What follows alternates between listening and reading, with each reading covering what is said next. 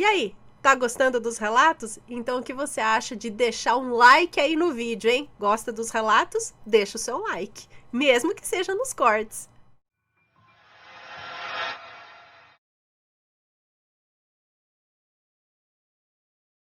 E tem outro que eu também não sei aqui. Vamos ver, eu vou contar este daqui. A amiga da minha mãe era uma maledite.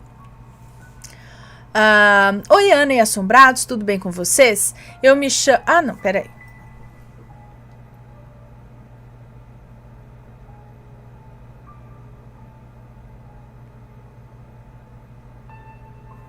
Tá, vamos lá. Hoje vim contar o que aconteceu comigo quando eu tinha entre 5 ou 6 anos de idade. Entre 5 e 6 anos, né? Não há nomes no relato, me desculpe se tiver erros. Às vezes escrevo rápido demais e acabo escrevendo errado. Então vamos ao relato. Quando eu era pequena, minha mãe não tinha tempo para cuidar de mim porque ela tinha que trabalhar. Meu pai, naquele tempo, não parava na cidade.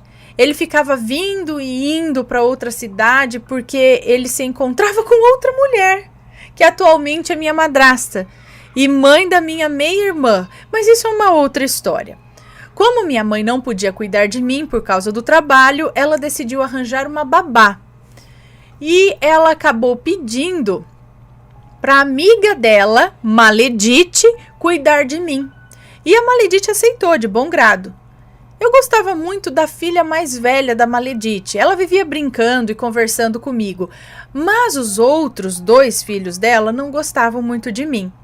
Mas não faziam nada comigo, só me ignoravam mesmo, como se eu não fosse algo de importância por ali. Até aí tudo normal. Até que ela começou a me maltratar. Ela não me batia, mas ela pegava o lanche que a minha mãe fazia para mim e dava para os filhos dela e me deixava sem comer. Quando minha mãe chegava e perguntava se eu havia comido, ela dizia que sim. Minha mãe, como não sabia o que estava acontecendo, acreditava que era verdade. Eu não sei porque eu nunca contei para minha mãe o que realmente acontecia. Diferente da minha mãe, minha avó já suspeitava que havia algo de errado comigo. Ela chegou até a pedir para minha mãe para não me deixar na casa da Maledite. Mas aí minha mãe não acreditava porque eu não havia falado nada. E só uma coisa, o meu pai havia voltado para a cidade. Quando eu estava brincando na casa da Maledite, ela me chamou para tomar banho. E no momento em que eu entrei no banheiro e tirei a roupa, fui para baixo do chuveiro, ela começou a lavar meu cabelo, mas de um jeito muito bruto. Eu pedia para ela parar, mas ela acabou enfiando a minha cabeça debaixo d'água e não deixava eu tirar. Eu, como era pequena, não tinha força suficiente para lutar contra ela. Até que ela me soltou e deixou tomar banho sozinha. No outro dia eu estava brincando na caixa d'água quando senti uma mão empurrar minha cabeça para baixo d'água e depois soltar.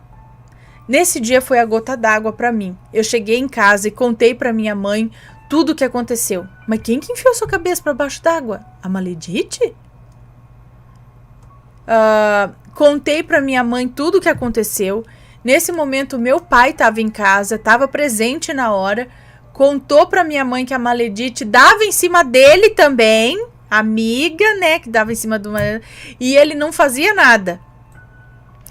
Minha mãe, como estava mais preocupada comigo do que com meu pai, não ligou de brigar com ele naquele momento. Mas a partir desse dia, ele nunca mais me levou... minha mãe, nunca mais me levou para casa da Maledite. Não sei o que ela falou para aquela mulher e nem quero saber. Depois desse dia, ela achou outra pessoa para ser minha babá. E eu nunca mais vi aquela Maledite na minha frente. Mas fiquei sabendo que a vida dela não tá nada boa, não tá numa boa condição. Eu acho que ela tá pagando pelo que fez. Com a babá nova, eu só fiquei dos 7 aos 8 anos e depois aprendi a me cuidar sozinha em casa. Nesse exato momento eu tô sozinha, escrevendo esse relato. Esqueci de mencionar que depois dela ter tentado me afogar, eu acabei criando trauma de água por algum tempo. Mas hoje em dia não tenho mais. Eu tenho alguns outros relatos, mas isso é para a próxima. Espero que você leia o meu relato, desculpe se ficou um pouco grande. Boa sorte para você e sua família. Gosto muito de você e de ouvir você contando os relatos. Até o próximo relato. Um beijo para você, obrigada. Filha da... Mas que mulher esquisita, né? Estranho isso.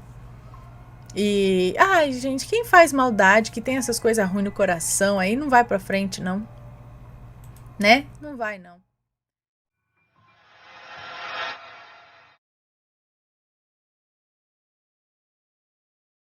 Aconteceu no terreiro 2. Eu acho que é esse, né, que me pediram.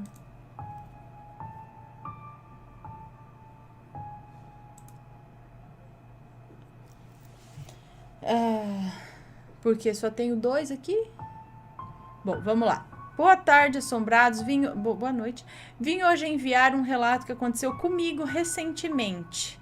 Apesar que esse relato foi enviado no dia 21 de outubro de 2017. Será que é esse o relato mesmo?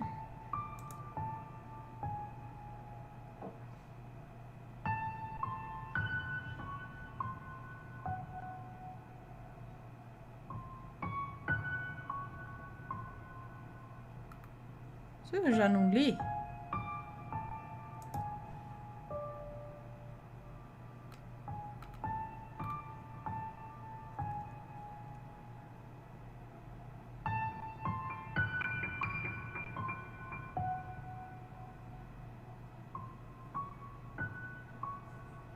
Bom, vamos ver. Não sei se eu já li ou não. Vamos ver. Cadê? Onde estou? Quem sou eu?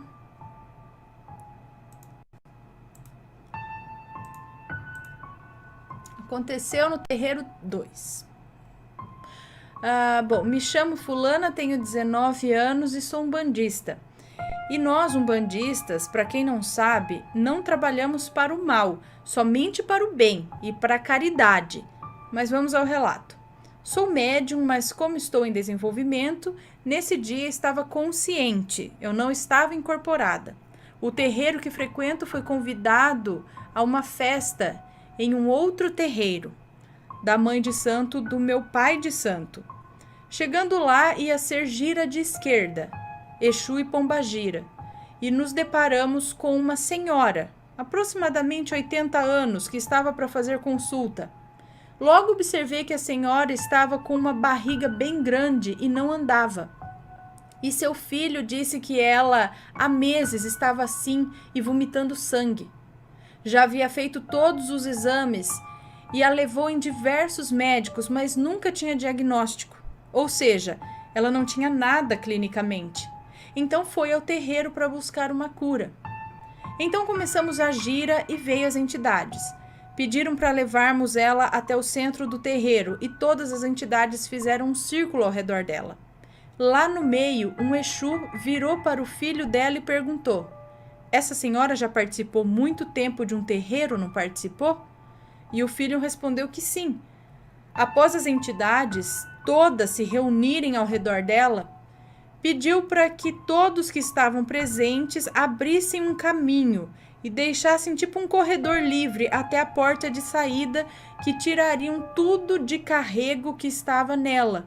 E se alguém ficasse no caminho, pegaria. Então assim foi feito às entidades. Não era possível ver, eu não tenho mediunidade para visão, mas aparentava estar falando com algum espírito ali presente. Então o Exu disse: você vai deixar essa mulher imediatamente. Quem sabe o momento dela partir é Deus e só Ele vai levá-la. Vocês não. Então jogou um pó preto no chão e colocou fogo. E todos os Exus pareciam jogar algo lá para fora.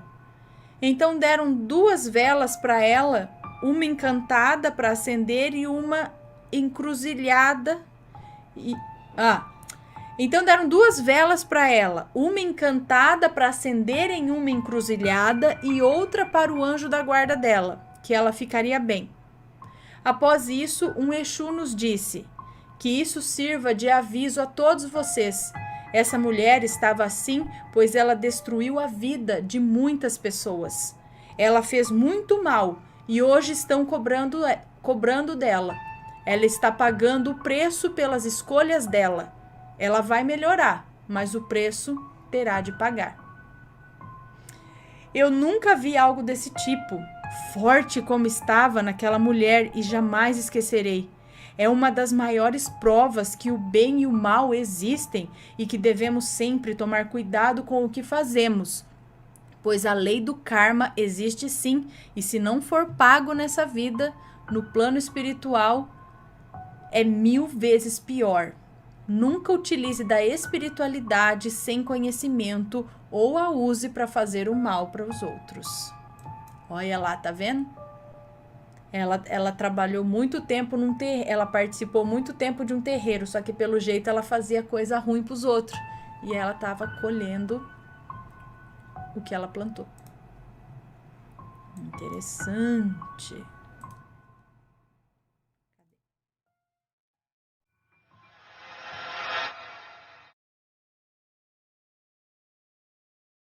Vamos lá, fui para Sete Além? Eis a questão. Olá, Ana, saudações. Meu nome é Fulana, mas pode me chamar de Fulana. No relato não haverá nomes. Depois que vi o relato da mulher que trabalhava em Sete Além, em um restaurante, lembrei de uma situação que aconteceu comigo há uns 15 anos atrás. Hoje eu tenho 30 anos, todavia isso aconteceu por volta dos meus 14, 15 ou 16 anos. Nessa idade eu era apaixonada por São Paulo, sempre quis morar numa cidade com ares cosmopolita, que tivesse metrô, que realmente funcionasse e vida noturna bem intensa. Hoje em dia ainda gosto muito de São Paulo e ia para lá muitas vezes por ano antes da pandemia. Ocorre que nesse período da minha vida, dos 14 aos 16, era término do ensino médio e início da faculdade. E nessa época eu sempre tinha um sonho recorrente, que eu estava supostamente em São Paulo, entre aspas, mas não era São Paulo que eu conhecia ou que eu conheço hoje em dia. Era sempre mais parecida com a Cracolândia, ou aqueles prédios ocupados ou invadidos do centro, sabe? O aspecto desse sonho lembrava uma imagem muito saturada, com a saturação forte, sabe? Sabe quando você satura as cores de uma TV ou de uma foto? Sei. Então, eram assim os meus sonhos recorrentes. E sempre tinha um viaduto muito alto, e embaixo desse viaduto tinha o mar. Mas era um mar muito sujo, cheio de lixo. Era como se o mar fosse uns 20 ou 30% só de lixo. E sempre vinha uma onda muito grande com todo esse lixo e a água fétida, mal cheirosa.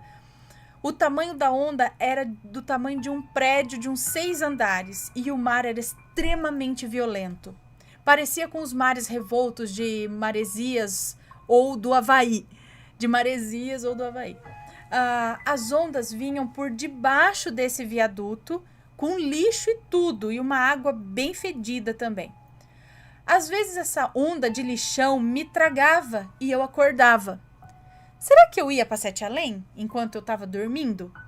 E os sonhos eram diferentes, mas era sempre no mesmo contexto, tipo no mesmo lugar. Sempre tinha aquela onda gigante, o lixo, o viaduto. Bom, era isso. Alguém já teve sonhos parecidos? Um beijo em todos os assombrados e até a próxima. Um beijo para você, obrigada. Então, você tá sempre no mesmo lugar, esse lance dessa saturação, tudo, realmente, parece, pode ser.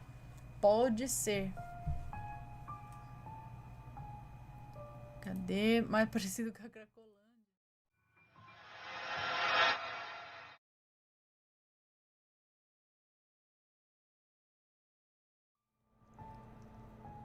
Vamos ver esse daqui, ó. Esse aqui já contei. Beleza. O milagre divino. Vamos ver. É curto. Oi, Ana e Assombrado, sou a Fulana e quero contar um pequeno relato que aconteceu comigo e com meu marido. Não haverá nomes. Bom, eu sou anêmica e hipertensa. Deixa eu só ver. Agora eu vou vir mais pra cá aqui, ó. Ok, eu sou anêmica e hipertensa e por esses motivos preciso tomar remédios receitados pelo meu médico diariamente. Me mudei recentemente para uma casa e no começo as coisas estavam bem difíceis para nós. Certo dia meus 2 remédios acabaram e eu não tinha nenhum centavo para comprá-los. Eu estava passando por uma situação muito difícil, alimentos faltando e não tinha a quem recorrer. Então, por volta das 4 horas da tarde do domingo retrasado, eu estava sentada na cama quando me deu uma grande necessidade de orar a Deus. Eu não frequento a igreja, Ana, mas eu tenho fé e plena confiança em Deus. Então eu orei e no meio da oração eu senti em meu coração uma vontade de ir na rua. Juntei algumas moedinhas que vi pela frente. Coincidentemente, havia R$ 4 em moedas e pedi ao meu marido para ir até a padaria comprar pão. Quando ele chegou de volta, eu acho, né? Ele me contou que quando estava chegando na esquina da rua, até a padaria, ele olhou para o chão e encontrou R$ 50. Ele pegou o dinheiro, olhou novamente para todos os cantos, tentando encontrar um possível dono do dinheiro, mas não tinha ninguém ali. Então ele guardou no bolso e foi para a padaria. Na volta, vindo pela mesma rua, passando novamente pelo mesmo local onde ele encontrou o dinheiro da primeira vez, ele achou mais R$ 50 no chão, exatamente no mesmo lugar. E novamente não tinha ninguém na rua. Ana, eu fiquei tão agradecida e tão feliz, pois eu sabia que Deus me ouviu. Resumindo, com esse dinheiro eu comprei meus remédios, comprei os alimentos que precisava e ainda guardei uma parte. Espero que não tenha ficado longo o relato e quero deixar um recado para vocês. Tenham fé, pois Deus sempre está conosco e ouve as nossas orações. Beijos de luz a todos. Um beijo para você, muito obrigada. É muito interessante isso, já tinha até esquecido desses relatos. A gente já viu outros aqui desse tipo, onde a pessoa tá precisando muito e aí de repente encontra. Eu lembro de uma que encontrou um estojo, se não me engano, um estojo na rua. E a hora que ela abriu o estojo tinha o dinheiro, não lembro se era o dinheiro exato para o que ela precisava ou era até mais do que ela precisava e não tinha para quem devolver. Tava ali como se tivesse sido colocado ali para falar, olha, tá aqui, sabe? Várias histórias desse tipo. Uma que voou na frente do prédio dela, tudo tava uma ventania, mas aquela nota de dinheiro ou aquele papel, não sei, tava parado no chão, como se tivesse colado no chão. E aí ela pegou. Lembra de um relato que a moça achou um bilhete, resolveu jogar e ganhou na loteria? Porque ela ia deixar de...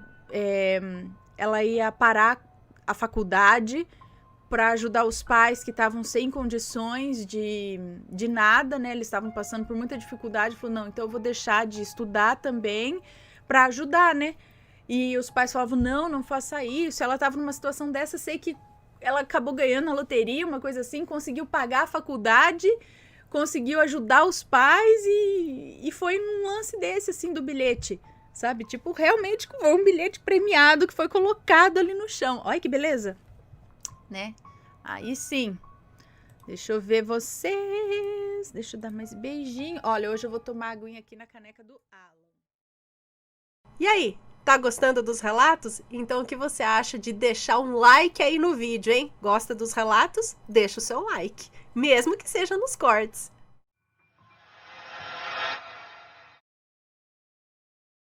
Caixões nas paredes. O moço que nos conta esse relato tem 26 anos e é de Fortaleza, no Ceará.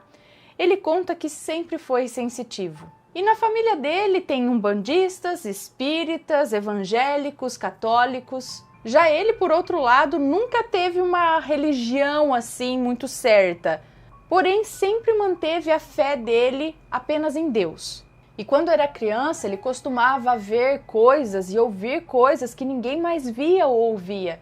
Inclusive, ele ouvia pessoas que já morreram. Mas ele conta que isso ficou um tempo afastado dele, se é que ele pode dizer assim. Ele conta que isso acontecia com ele desde os primeiros dias de vida dele até uns 14 anos, mais ou menos. E ele confessa que sempre sentiu um pouco de medo disso, porque alguns dos seres, das pessoas que tentavam se comunicar com ele, eram meio deformados, se mostravam de uma forma não muito agradável. Mas também diz que nenhum tentou lhe fazer nenhum mal, até porque ele aprendeu a controlar isso. Aprendeu a controlar a energia espiritual dele.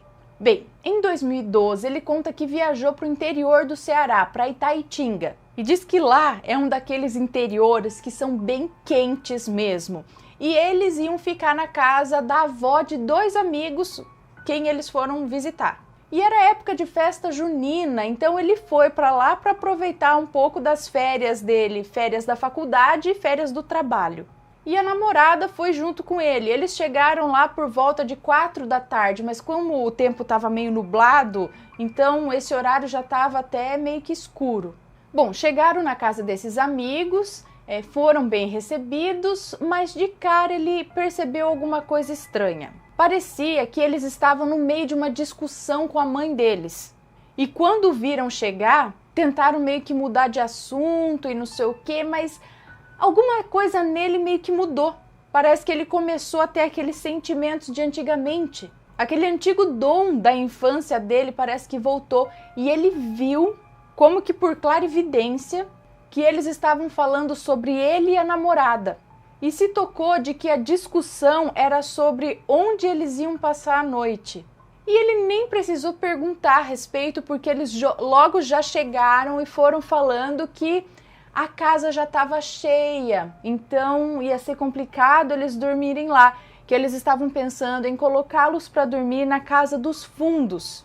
Mas logo ele sacou também que essa tal casa que eles tinham nos fundos era a famosa casa que os amigos dele contavam para ele. Lá nos anos 70, essa casa dos fundos era usada como uma espécie de necrotério e também de velório. E ele, já percebendo o clima que estava ali e que ele não teria muita opção, ele pediu então que, por favor, deixassem apenas a namorada dele dormir na casa da mãe deles e ele dormiria ali naquela casa dos fundos. E eles concordaram, mas eles disseram que eles, os 2 amigos, também iriam passar a noite com ele ali na casa dos fundos. Bom, eles foram, aproveitaram ao máximo a festa, mas na hora de voltar, a namorada dele insistiu e porque queria dormir junto com ele. Mas ele não deixou, porque ela estava grávida. E se ela soubesse da história daquela casinha, ou se ela visse alguma coisa por lá, ela poderia perder o bebê. Ele disse que foi difícil, mas conseguiu convencê-la de dormir lá na outra casa. Ele deu desculpa de que eles iam passar a noite bebendo, e de fato beberam bastante, mas beberam que era para poder dormir logo, apagar ali naquele lugar. E ele disse que já fazia um bom tempo que ele não via nada, mas isso mudou naquela madrugada. De repente, ele acordou com um sussurro agudo no ouvido dele e logo ele congelou. E ele sabia que tinha alguma coisa embaixo da rede que ele estava dormindo.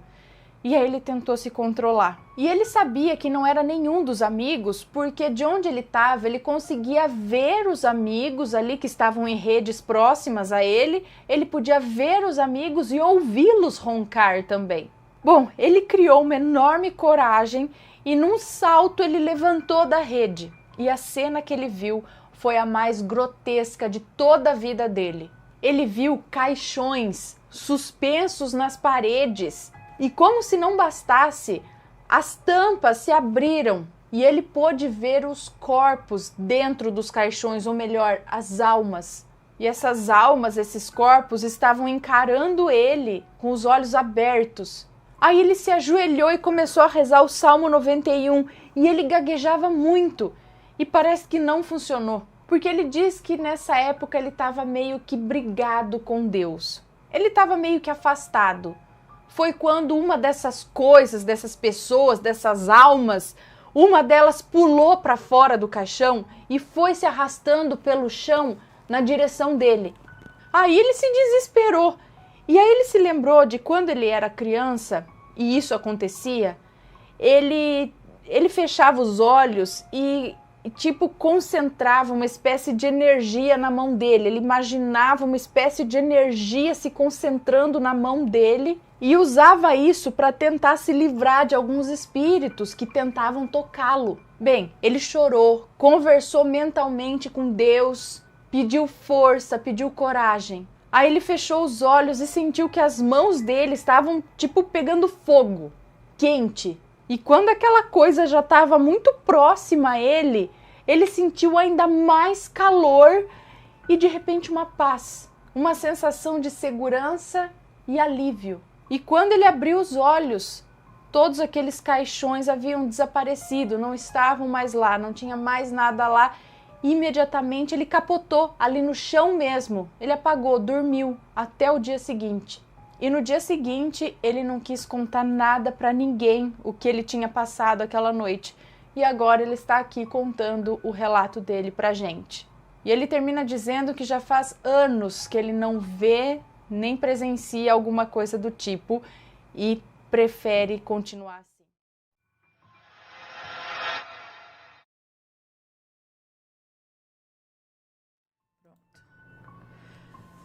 Sou uma garota de 18 anos. Durante o ano de 2015, morei longe da minha cidade natal. Estava estudando, mas como o lugar onde eu morava estava com uma escassez brava de emprego, me vi obrigada a voltar. Voltei para minha cidade natal em dezembro de 2015. Nada demais aconteceu até o mês de fevereiro.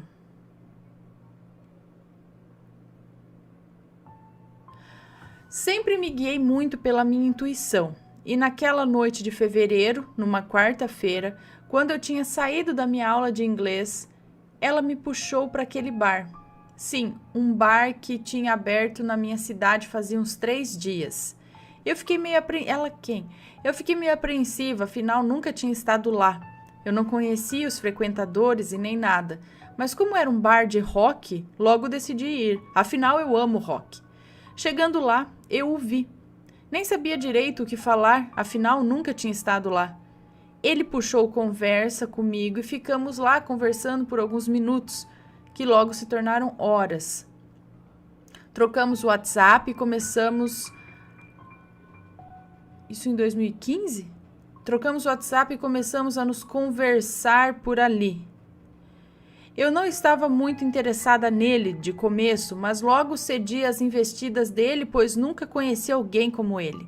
Eu sei que somos jovens demais, etc., mas eu sei e sinto que fomos feitos um para o outro. Tivemos um relacionamento que durou alguns meses. Saíamos para beber, falar coisas da vida, olhar as estrelas, comer pizza deitados em colchonetes. Era muito divertido e era um relacionamento muito saudável. Nós nos respeitávamos, nos entendíamos um ao outro. Nós entendíamos um ao outro. Eu, Áries, e ele, Sagitário. Brincadeira.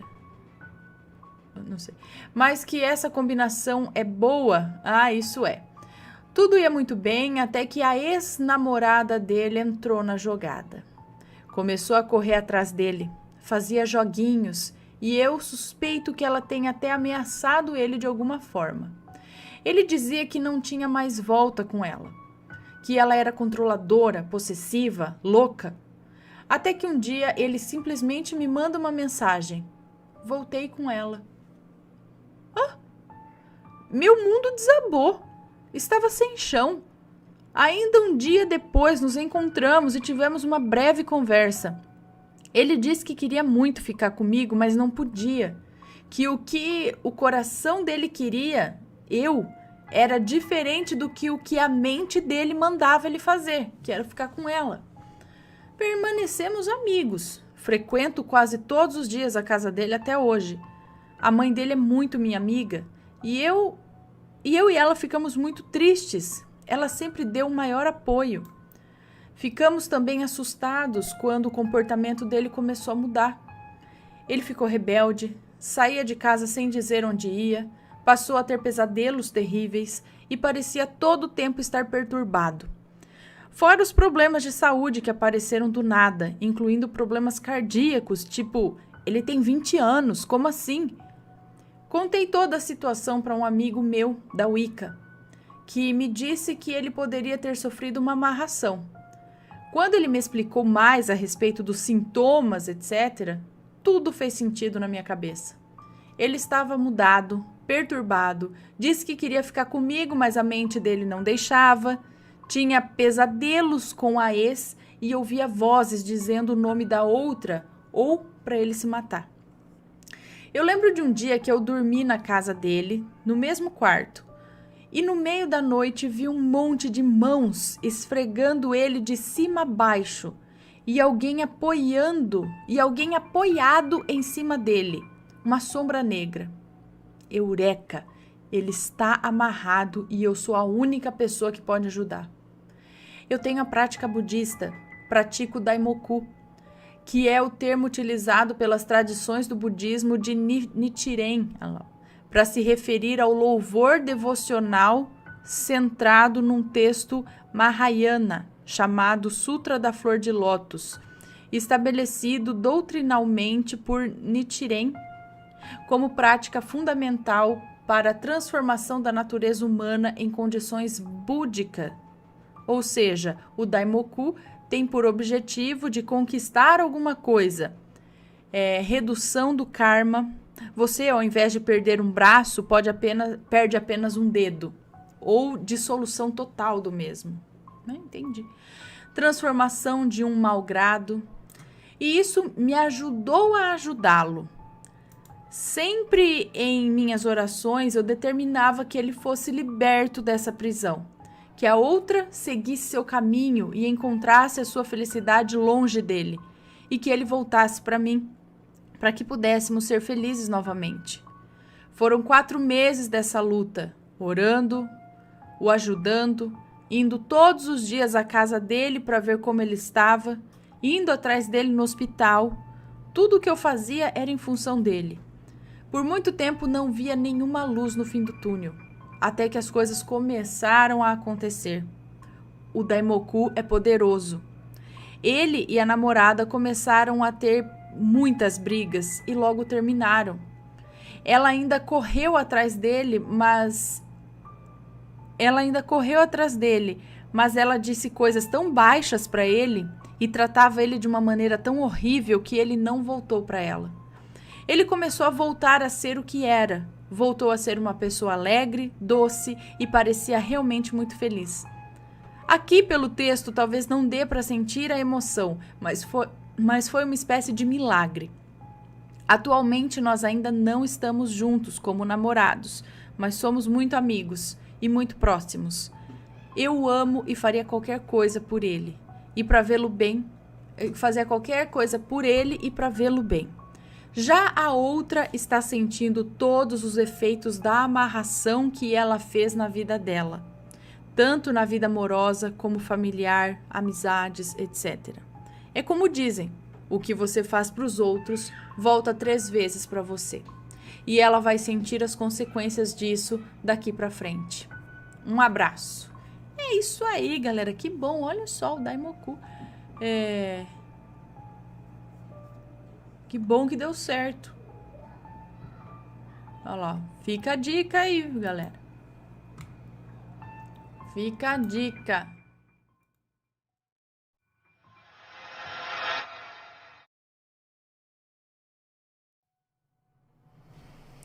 Fui vítima de um maledito ou inveja quando era um bebê. Não sei, fui vítima de um maledito ou inveja quando era um bebê. Acho que é isso, é uma moça que nos conta. Vamos ver, esse não é tão longo. Oi, Aninha linda, sou a fulana do relato tal. A história que vou contar hoje aconteceu comigo quando eu ainda era um bebê. Minha mãe já havia me contado, mas eu só lembrava de alguns trechos e ficaria incompleta se enviasse assim.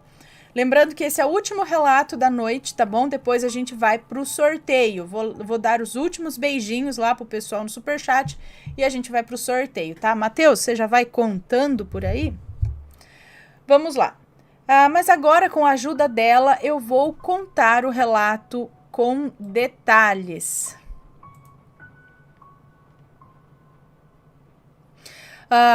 Não, o relato não terá muitos nomes e os que houver já estarão trocados.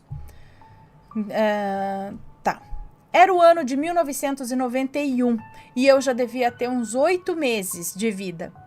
Em um dia comum de dona de casa dos anos 90, a minha mãe iria ao supermercado e, aproveitando a viagem, passaria comigo no posto de saúde. Eu tinha que tomar uma vacina. Ela não recorda qual era a vacina, mas acredita que seja a vacina contra a paralisia infantil. Ok, fomos ao mercado e na volta ela passou no posto para que eu tomasse essa vacina. Nos dias seguintes... falar nisso, o Vitória tem que tomar vacina também. Olha lá, vacinar.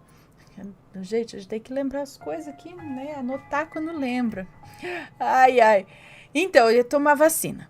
Nos dias seguintes, após a vacina, eu fiquei muito enjoadinha. Dava trabalho para mamar, para dormir. Aquela vacina chata.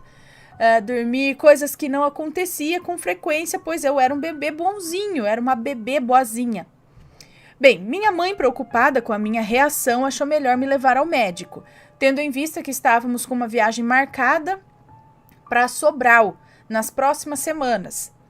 Chegando ao médico, minha mãe contou o que estava acontecendo e, após me examinar, o médico disse que eu estava assim por conta do efeito da vacina e que isso era normal.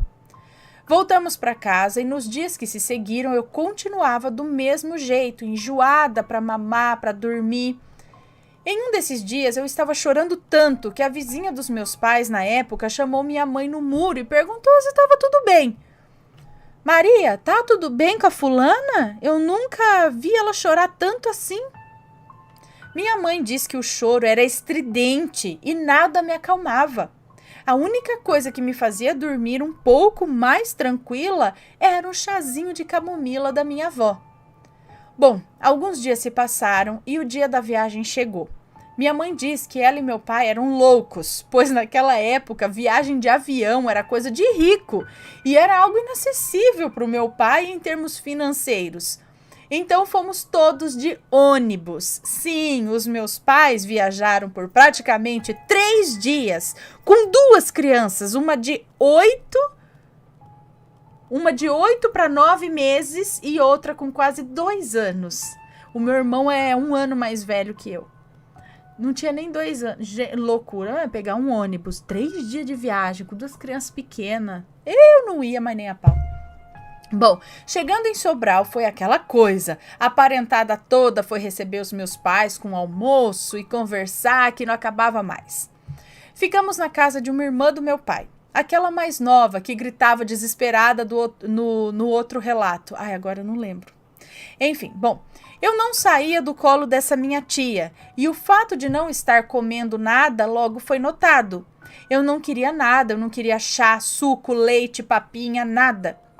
Os dias foram passando, eu comecei a perder peso, minhas pernas, que eram aquelas perninhas gordinhas de neném, foram sumindo e essa minha tia chamou a minha mãe de canto e disse que ia chamar o senhor Júlio, que sempre passava em frente à casa dela levando as cabras para a roça para ele rezar em mim, pois ele tinha uma reza muito forte. Minha mãe, cética, resistiu por um tempo, pois não acreditava nessas coisas. Porém, ao me ver cada dia mais molinha e cada vez mais magra, aceitou a ajuda. E foi assim que a minha tia, logo pela manhã, chamou o senhor Júlio, que passava com suas cabras a caminho da roça. Senhor Júlio, ela disse, Senhor Júlio, acode aqui, dá uma olhada na minha sobrinha, que essa menina não tá bem. Olha só, ela tá fraquinha. Minha mãe disse que assim que ele colocou o olho em mim, ele largou as cabras e foi de encontro à minha tia, acompanhada por minha mãe que me segurava nos braços. Senhor Júlio me pegou no colo e ficou comigo andando pelo terreiro em frente à casa por uns 40 minutos. Minha mãe disse que ouvia ele falando, mas não entendia o que era dito pela distância que ele tomava. Quando ele terminou, veio de encontro às 2 e questionou o que eu tinha. Minha mãe contou que há umas 2 semanas eu não estava mamando nem dormindo e algumas vezes eu cheguei até a vomitar um pouco o que eu tinha mamado. E foi aí que o senhor Júlio disse que eu era muito forte e que o meu anjo da guarda estava de prontidão, pois alguém havia colocado mal olhado em mim e que eu só não havia morrido ainda, porque no dia em que colocaram esse mal olhado, eu usava algo na cor vermelha, o que enfraqueceu a inveja dessa pessoa. Minha mãe agradeceu o senhor Júlio, que ao ir embora disse para irem fazer a minha mamadeira, que agora eu ia comer. Minha tia entrou, fez a mamadeira e eu tomei 2 vezes a mamadeira inteira. Depois disso, dormi a noite toda sem dar um pingo de trabalho. Bom, após isso, minha mãe analisou os fatos e concluiu que esse mal-olhado foi colocado no dia em que ela passou comigo no supermercado. E depois foi tomar vacina, né? Foi quando ela passou comigo no supermercado. Segue o que aconteceu nesse dia. Antes de sair comigo, minha mãe me vestiu como uma boneca, o que era comum na época. Ela escolheu um vestido branco que tinha pequenas flores vermelhas. E para combinar, colocou aquelas meias que quase chegava no joelho, também branquinhas, que tinham 2 florzinhas de cada lado feitas de fita de cetim na cor vermelha. E para finalizar, um lacinho no cabelo, também vermelho. Bom, filha embonecada, fomos ao supermercado. E lá, quando ela chegou, mais precisamente no açougue, havia um senhor que sempre me elogiava quando me via com a minha mãe. E nesse dia, ele fez vários elogios. Nossa, como ela tá linda, Dona Maria! Como ela é fofa! Que neném bonito! Mais linda! E não sei o que, a senhora... que neném mais linda que a senhora tem! Olha, como eu gostaria de ter uma netinha assim, igualzinha a sua filha, uma princesinha! Ana, minha mãe tem certeza que foi esse senhor. E que talvez não tenha sido por maldade dele, não. Mas inveja é um sentimento traiçoeiro e se confunde muitas vezes com a admiração. Depois disso, minha mãe não ia mais ao supermercado comigo. Sempre que ela precisava ir, ela me deixava com a minha avó. E até depois de grande, enquanto esse senhor trabalhou nesse supermercado no açougue, ela evitava me levar lá. Bom, Ana, a história foi essa. Sei que ficou longa, me perdoe.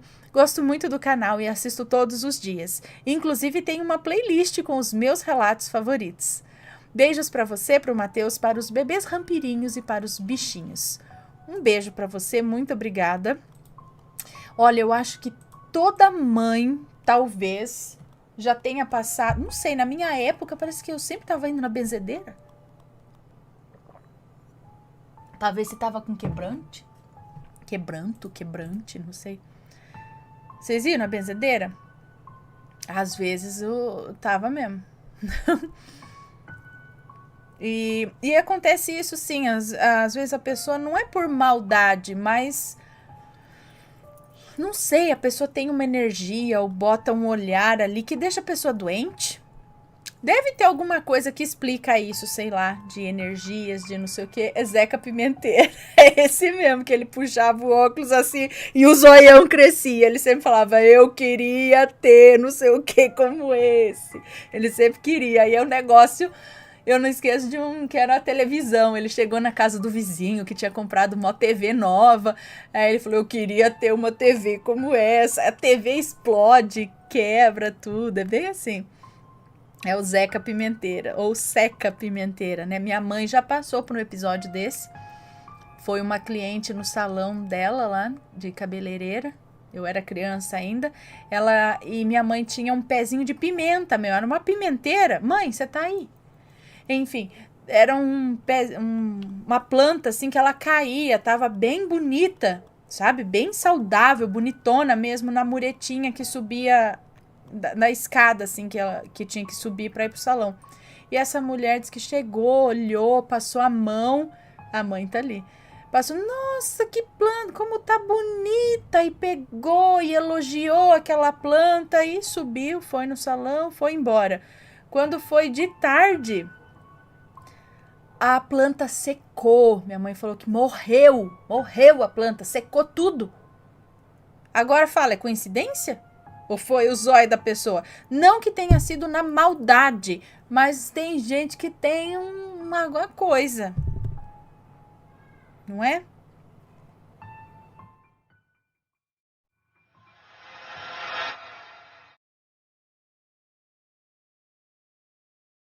Vamos lá. O dia em que o meu aparelho DVD ligou sozinho. Vamos ver, também foi pedido aqui esses dias. Talvez o último relato da noite, tá? Ou depois desse mais um curtinho, vamos ver. Oi, Ana e Assombrados, meu nome é Fulana. Sou muito fã do canal e sempre quis mandar meu relato até que tive coragem. Aqui estou, né? Espero que todos gostem, então vamos lá. Não se preocupe que no relato não terá nomes. Obrigada. Eu sou de uma cidade do interior de São Paulo. Olha, pertinho de Rio Preto. O ocorrido foi no ano de 2014. Na época eu tinha apenas 18 anos. Estava namorando o fulano, que hoje é meu marido. Como sempre, amávamos assistir filmes. E, é claro, sempre de terror. Eu já morava sozinha na cidade, na casa dos meus pais. Hoje já não moro mais lá. Meus pais moravam numa fazenda e então eu fiquei morando na cidade sozinha porque eu trabalhava. E aí o fulano vinha ficar comigo algumas noites, pois ele era de outra cidade. E aí assistíamos vários filmes de terror. E em uma das adoráveis noites, resolvemos assistir um filminho de terror daqueles que chega a arrepiar todos os fios de cabelo que temos no corpo. Até então não havia acontecido nada com a gente de sobrenatural durante ou depois de assistir esses filmes de terror. Só o medo que eu ficava após assistir o filme, que era difícil de controlar. Aí é que tá.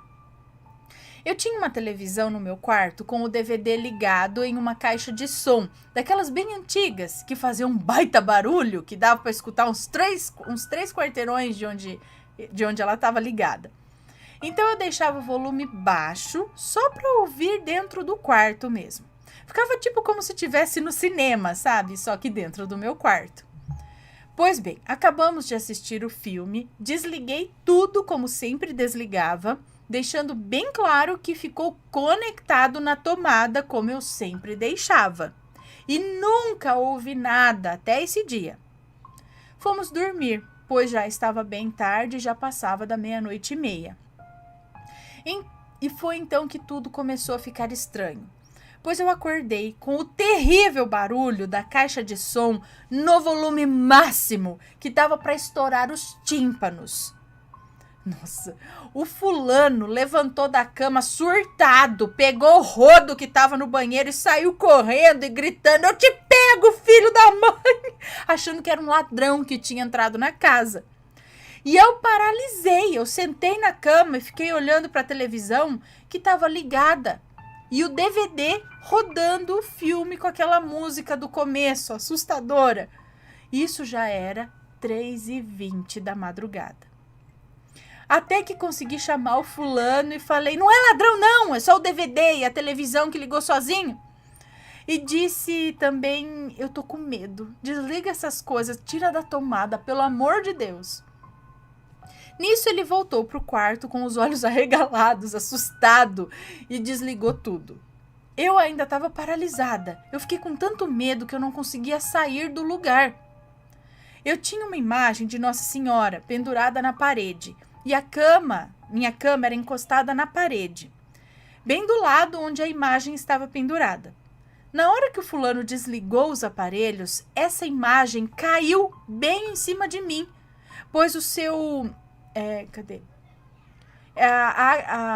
A imagem caiu bem em cima de mim, pois eu estava no canto da parede, na reta da imagem. Ana, eu fiquei mais assustada ainda, pois eu pensei que fosse alguma entidade ou espírito que teria ficado bravo e aí derrubou a imagem. Eu não coloquei a imagem de volta no lugar, pois eu pensei: "Ai, se caiu, vai cair de novo, né?" Aí deitei na cama morrendo de medo, deixei a imagem do meu lado até o outro dia. Caí no sono. Ana, no outro dia eu levantei cedo, já tirei tudo aquilo de dentro do meu quarto, joguei o filme no lixo e coloquei a imagem de volta na parede. Nunca mais, depois daquele dia, eu assisti filme de terror. Agora só assisto filme de desenho. E hoje em dia amo demais desenho, pois eu aprendi a gostar. Aprendi que esses filmes de terror só trazem coisas ruins pra dentro das nossas casas. Hoje eu sou casada com o fulano, já faz 4 anos. Tenho um lindo filho de 3 aninhos, que é um anjinho na minha vida. Ana, ainda tenho o DVD, o aparelho de DVD, onde hoje coloco só filme de desenho pro meu pequeno assistir. A caixa ainda existe, tá toda velhinha e meio destruída pelo tempo. Nunca mais usei ela. O fulano não ficou muito traumatizado, pois ele ainda assiste filmes de terror na TV quando eu não tô vendo. Pois se eu ver, eu brigo com ele, pois eu não gosto. Traz muita energia negativa e coisas ruins sempre acontecem. Tudo o que aconteceu ficou na minha memória e eu nunca mais vou esquecer daquele dia assustador da minha vida. Ana, me desculpe se o relato ficou muito comprido, tive que explicar todos os detalhes para todos entenderem o que houve. Obrigada por ler o relato. Tenho mais um que posso estar mandando uma outra vez. Eu sou técnica em enfermagem e tenho alguns de hospitais e uns de lobisomem também, que fica para a próxima. Um beijo, Ana, Matheus e vampirinhos e a todos assombrados. Muito obrigada, um beijo para você. Então, é o que eu ia falar. Você sempre ficava com muito medo depois dos filmes. E aí é que eu acredito que às vezes depende do impacto daquilo em cada pessoa. Tem gente que assiste e aquilo não gera lá muitas coisas no filme de terror. Você assiste e tal, tá ok, porque você não muda a sua vibração, você não fica com medo, não fica pensando, não fica chocado, não fica pra baixo. Então, tá ok, amanhã eu assisto de novo, depois não tem problema nenhum. Tanto que muita gente assiste filme de terror e tá tudo bem. Agora, para outras pessoas, como você disse que sempre ficava morrendo de medo depois, a impressão que dá é que você mudava esse... como que eu posso dizer? Talvez você mudasse a sua vibração após assistir esses filmes. E talvez isso pudesse atrair alguma coisa. Nem que seja para dar uma zoada. Que às vezes ele falou, quer saber, eu vou ligar alto aqui para dar uma zoada, dar uma assustada. Não sei. E aí, realmente, você ficou tão impactada que você nunca mais assistiu o filme de terror. Traumatizou. E o seu marido nem tanto, continua assistindo, e pelo jeito tá de boa, mas você continua com o medo. E aí que eu falo, mas não tô falando que não, é bobeira. Não, se isso gera isso em você, talvez um outro tipo de filme, talvez o de terror não gere tanta coisa em outra pessoa, mas um outro assunto impactante, que nem seja terror, pode gerar isso em outras pessoas. Por exemplo, sei lá, aqueles filmes de tortura. Não tem nada de assombrado não, assim, não tem nada de sobrenatural. É só maldade humana mesmo. Aí, às vezes, aquele tipo de filme vai gerar algo ruim. Você vai ficar com a cabeça, te põe pra baixo, você fica pensando aquelas... Ai, gente, sabe? Ai, você fica pensando naquelas torturas. E aí, talvez, esse tipo de filme traga coisas ruins pra você, porque você mudou ali ao seu redor. Quando você vê uns relatos de maledite, que você fica pé da vida, de maledito, aí você, né, atrai os negócios ruins, porque você fica pé da vida. Né? Assistir uns tipos de jornal, você também atrai as coisas ruins, porque você fica, meu Deus, né? Então, às vezes é melhor ver filme de terror do que certos jornais. Então, eu acredito que às vezes é isso que acontece, porque algumas pessoas realmente percebem que atrai coisa ruim quando vê filme de terror. Porque eu acho que ela ou é mais sensível, ou fica mais suscetível, ela gera um campo de medo ao redor dela. Outras pessoas não ligam tanto. Apesar que esse é o intuito, né? Quando a gente assiste filme de terror, você fala, quero ver pra ficar com medo. Às vezes consegue. Né? Fica pensando naquilo. Não sei, é uma coisa que eu acho, porque não acontece todo mundo, não é toda hora, né? E aí, tá gostando dos relatos? Então o que você acha de deixar um like aí no vídeo, hein? Gosta dos relatos? Deixa o seu like, mesmo que seja nos cortes.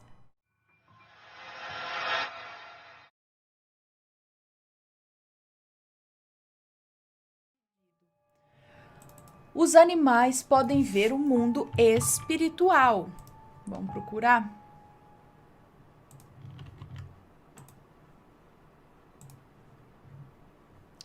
Aqui, vamos lá. Ah, deixa eu só ver se a música tá aqui, né? Tá.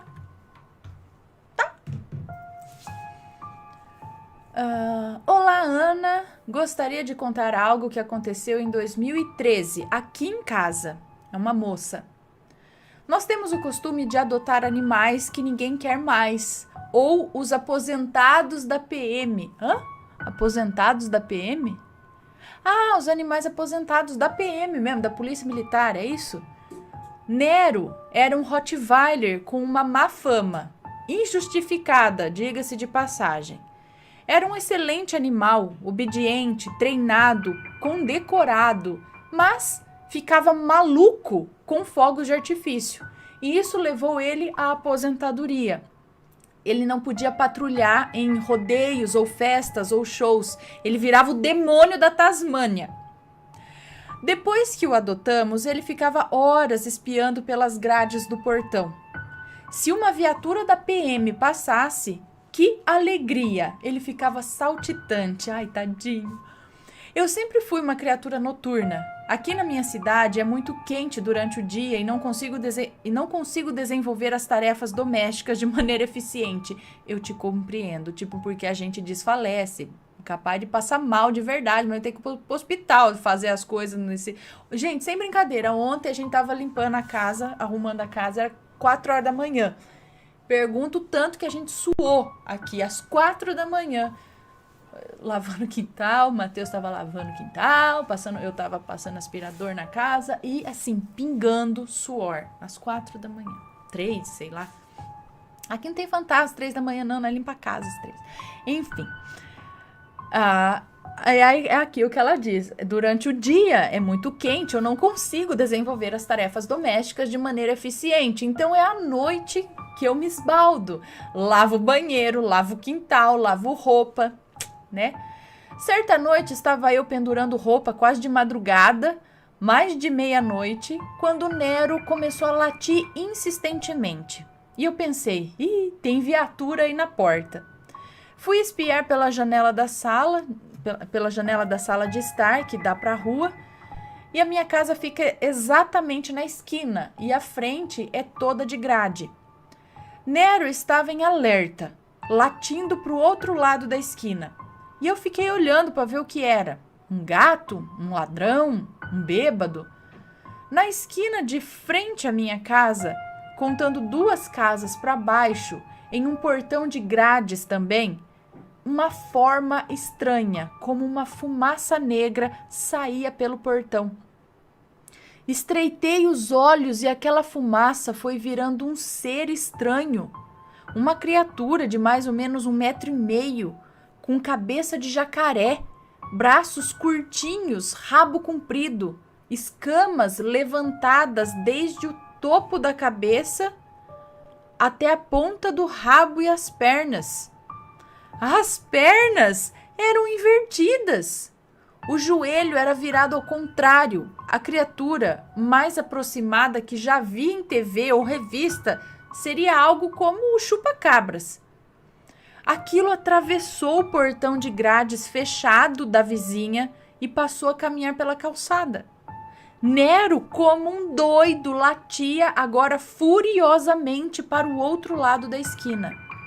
A criatura continuou caminhando pela calçada, fez a volta na esquina e entrou portão adentro da casa da vizinha da frente, através do portão de grades fechado. Nesse momento, o Nero calou-se, virou e foi deitar.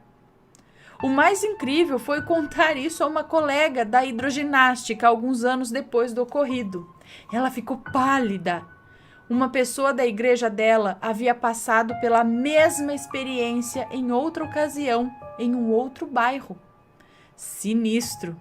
Essa cidade aqui tem muitos mistérios. Beijo e boa noite. Credo, gente, que coisa! Que isso? É um ser? É um ET? É um reptiliano? É um bicho de uma outra dimensão? Deixa eu anotar isso aqui. Que coisa!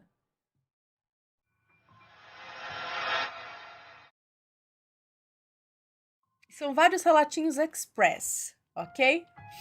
Na verdade, acho que são 4. Vamos ver. Meu nome é Fulana, mas pode me chamar de Fulana. Tenho 25 anos e sou do Espírito Santo. Sou sensível desde muito pequena e existem muitos relatos meus que assim que eu for me recordando eu vou contando. Não haverá nomes nos mini-relatos e se houver estarão trocados. Então são aqui os mini-relatos. Mini-Min e a bola mágica é o primeiro. Mini-Min e a bola mágica. Que Mini-Min, gente? Vamos lá. Quando eu tinha uns 2 ou 3 anos... Mini-Min. Eu tinha uma bola, daquelas enormes de vinil. Ai, eu amava. E eu ficava conversando com aquilo. Com a bola? Tá. Meus pais, preocupados, me levaram no médico e não tinha nada comigo. Pensaram ser só a famosa coisa de criança. Segui conversando com a bendita bola e quando me perguntavam eu dizia que tinham coisinhas brilhantes lá dentro e que conversavam comigo. Bom, me levaram à igreja e foi-lhes revelado que aquilo eram anjinhos de casta baixa. Eu não entendo muito como essas coisas funcionam. Me desculpe a minha ignorância, tá? Mas foi isso que disseram. E foi revelado também que eu tinha o dom da visão. Eu via tanto anjos quanto demônios. O que seriam anjinhos de casta baixa? Anjinhos mais com a vibração não tão alta que pode ficar por aqui no nosso mundo?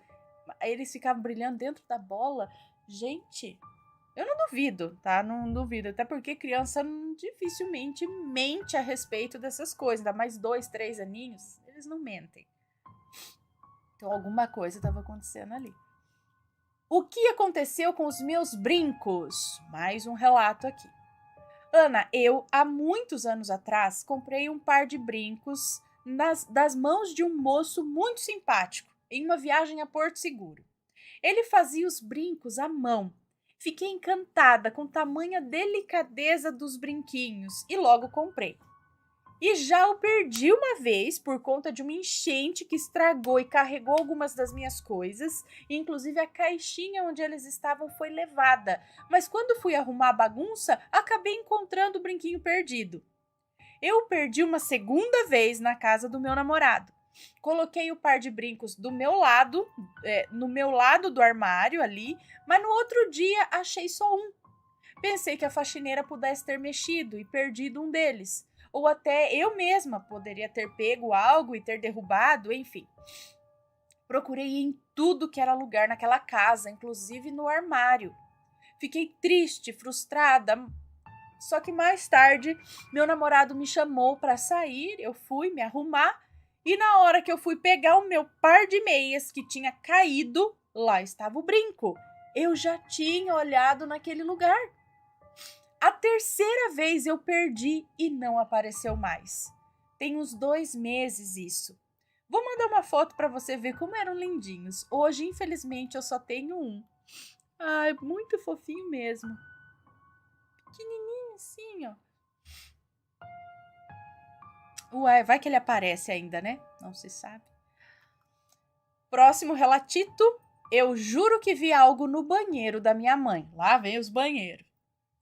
Faz mais ou menos 1 mês que isso aconteceu. Era uma sexta-feira e eu tinha acordado um pouco mais tarde por ter passado mal na noite anterior. Eu tenho muita enxaqueca desde pequena e isso me debilita um pouco. Fui atrás da minha mãe para perguntar sobre alguma coisa que eu não me recordo. Acho que tinha a ver com eu ter passado mal, enfim. Fui até o quarto dela e não a vi. Então chamei por ela, mas não houve resposta. Então fui entrando no closet dela. Só para explicar, o closet dela forma um corredor que dá acesso ao banheiro. E na minha visão periférica, eu vi uma silhueta alta e estava de costas, como se estivesse virada para a pia. No banheiro, é isso? Então pensei que fosse o meu pai, e aí eu saí, porque ele tem mania de escovar os dentes completamente nu depois do banho. Sai pelado, já escova os dentes lá. É traumático. Então... Ai, tadinho do pai, deixa ele ouvir. É traumático. Então, Desci atrás da minha mãe. Achei minha mãe conversando com meu pai no telefone. Aí eu me arrepiei até onde não bate o sol. Cheguei a comentar com a minha mãe, que comentou que eu tava ficando louca. Embora minha mãe saiba do meu dom, ela é um pouco narcisista e só aceita quando ela vê. Contei pro meu namorado e ele disse que eu poderia estar só muito cansada por causa da enxaqueca ou ter achado que vi por estar sob efeito da ressaca, entre aspas, dos fortes remédios para dor. Mas eu tenho certeza do que eu vi. Ai, ai. E agora, por fim, o último relatito. A véia no banheiro. A mãe no banheiro, olha lá. Eu tava na casa do meu namorado, exatamente uma semana depois que aconteceu o relato acima. O quarto do... O quarto do Pipe fica na frente do banheiro. Quem que é Pipe? O quarto do Pipe fica na frente do banheiro. Tava de boa, deitada na cama, parecendo uma estrela do mar atropelada, quando algo no banheiro me chamou a atenção. Um vulto branco flutuou por uns segundos no banheiro e logo sumiu. Eu sei que era um espírito porque todos da casa do meu namorado já viram essa mulher e apelidaram carinhosamente de véia. Acreditam ser o espírito da antiga moradora da casa. Nunca fez mal para ninguém e estranhamente só aparece quando alguém da casa ou o clima está mais sensível, e eu estava sensível nesse dia. Mas já havia algumas vezes antes disso também. Ela já prendeu o meu namorado para fora do quarto, mas ele não a viu. Só que não tem outra explicação para esse acontecido dele ter ficado preso para fora do quarto. E uma vez eu fui entrar no quarto e ao abrir a porta, ela não encostou na parede como de costume, sabe? Era como se tivesse alguém naquele vão que fica entre a porta e a parede. Olhei por trás da porta com medo até de ser alguma das gatinhas ou os cachorros ou até algo que estivesse impedindo ela de encostar na parede para eu tirar dali, né? Mas pasme, Aninha, não tinha nada naquele vão. Eu arrepiei tudo e desisti de entrar no quarto naquela hora. Só entrei com meu namorado junto depois. Embora eu seja sensível, eu sou cagona. Beijos, Ana. Deus abençoe sua linda família e protejam vocês de todo o mal. Amém. Muito obrigada. Um beijo pra você. Ai, ai. Opa. Gente do céu, quantas coisinhas, né? Quantas coisinhas que não acontecem no dia a dia de muitas pessoas, não é? Me conta, gostou do relato? Então o que você acha de deixar um comentário aqui embaixo, sempre com respeito, por favor, além do like, é claro.